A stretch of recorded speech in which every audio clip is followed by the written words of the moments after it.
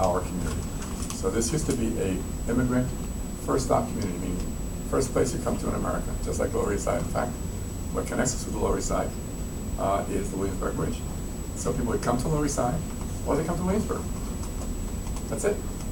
And so you can trace Jewish immigration, you can trace everybody. It's either Lower East Side or Williamsburg. Not anymore.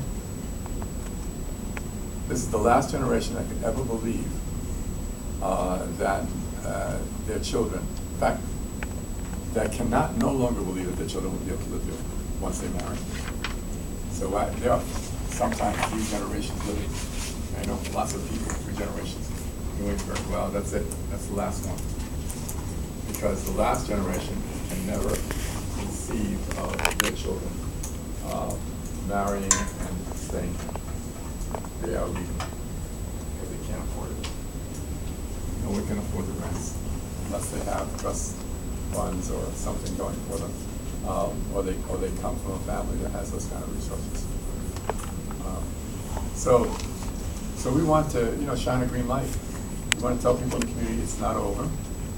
Even though you can't enjoy the fruits of the so-called progress.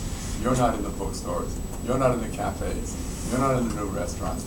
You're not into indie rock. But you know what? We can still celebrate our culture.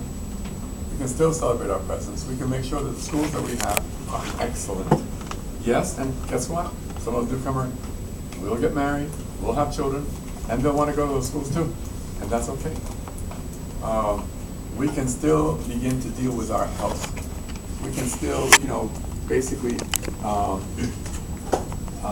limit the kind of negative actions that lead to obesity.